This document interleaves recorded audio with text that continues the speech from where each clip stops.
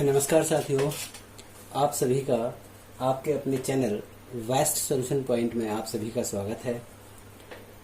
आज आपको हम घनमूल यानी कि क्यूब रूट के बारे में बताएंगे कि किसी भी संख्या का घनमूल हम कैसे ज्ञात कर सकते हैं, वो भी चुटकियों में। देखिए, अगर हमें 1 से 10 तक के घन याद हैं तो घनमूल निकालना बेहद आसान है। देखिए, घनमूल निकालने से पहले थोड़ा सा घन के बारे में समझते हैं। घन क्या होता है? घन वो होता है जिसकी घातांक 3 होती है, पावर 3 होती है। तो अगर हम कहें कि a का घन, तो a के घन का क्या मतलब है कि a की पावर 3। यहाँ ये a क्या है? ये a आधार है और 3 जो है वो घातांक है। ठीक है। अब देखिए, जैसे हम निकालते हैं 1 का घन, तो 1 इसमें आधार है, 3 इसमें घात है, 2 इसमें आधार है, 3 इसमें घातांक है या पावर है। इसी प्रकार इसमें 3 आधार है और 3 घातांक है।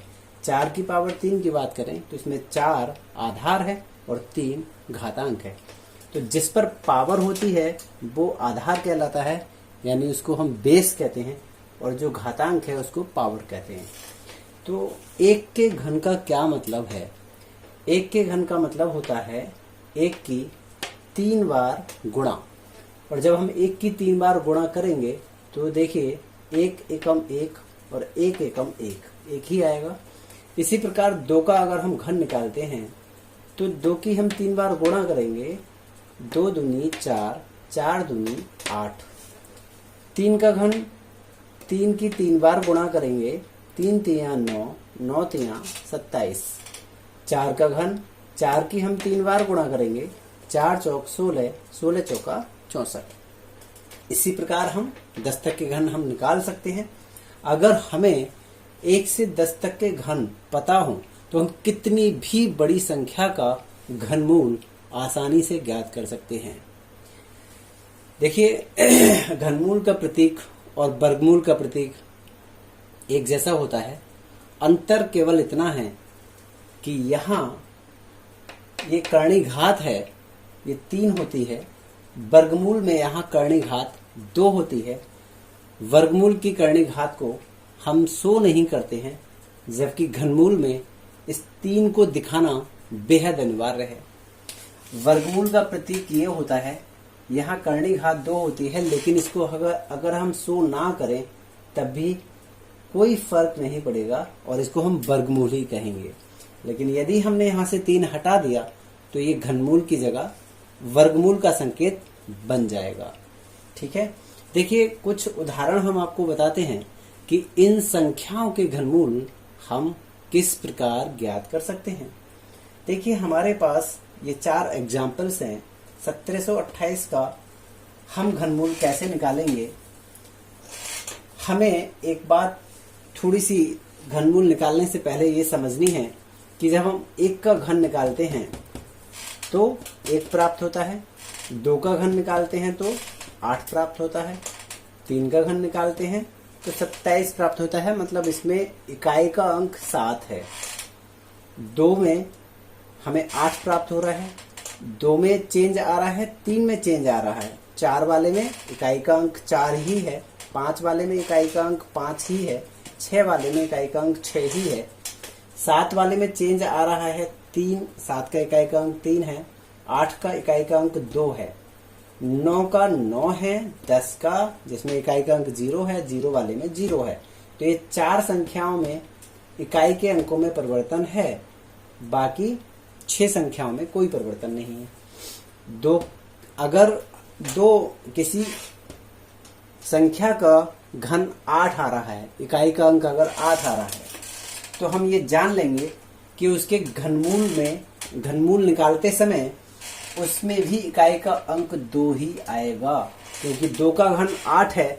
इसीलिए घनमूल निकालते वक्त जो संख्या हमको मिलेगी, जो आंसर हमको मिलेगा, उसमें इकाई का अंक 2 मिलेगा। अब चूंकि हम घनमूल निकाल रहे हैं तो यहाँ 3 संख्याओं को एक साथ लेंगे, बाकी बची जो संख्या उसको अलग लेंगे बाद में। वर्गमूल में हमने क्या करा था कि हमने केवल लास्ट की दो संख्याओं को लिया था, बाकी जितनी भी संख्याएं बची थी उनको सबको एक साथ लिया था। तो यहाँ तीन संख्याओं को हम एक साथ लेंगे, तीन संख्याओं को एक साथ लेंगे, बाकी बची हुई जो भी संख्याएं हैं उनको हम अलग लेंगे एक साथ। तो 8 चूंकि यहाँ पर इकाई का अंक है, इसलिए उत्तर का इकाई का अंक जो आएगा वो 2 आएगा। अब एक किसका घन होता है हमको ये देखना है, एक किसका घन होता है, एक का घन होता है। तो इसका आंसर कितना हो गया 12, यानी कि किसका घन है 12 का घन है 1728, या फिर हम कहें 1728 का घनमूल 12 है। देखिए यहाँ इकाई का अंक 7 आ रहा है, 7 किससे प्राप्त हुआ था हमें 3 से, तो इसका इकाई का अंक भी हमें 3 मिलेगा। अब ये 3 अंकों को हम छोड़ देंगे और इन 3 अंकों को छोड़ने के पश्चात जो हमें बचा 389 बचा। 389 किसके घन के पास में है ये थोड़ा सा हमें देखना पड़ेगा। देखिए 389 कहां से प्राप्त होगा, 343 और 512 के बीच में है। तो ये 343 से बड़ा है, 512 से छोटा है, तो हम इससे छोटी वाली संख्या लेंगे। छोटी वाली संख्या क्या है इसकी 7, तो यहाँ पर क्या आ जाएगा 7, छोटी संख्या ले लेंगे, ये 73 ही इसका आंसर होगा। इसी प्रकार 112 इकाई का अंक 2 हमें कहां से मिल रहा है 8 से मिल रहा है, तो इसमें इकाई का अंक 8 होगा। 195 को हम देखेंगे, 195 हमें कहां से मिलेगा, देखिए 125 और 216 के बीच में 195 आ रहा है।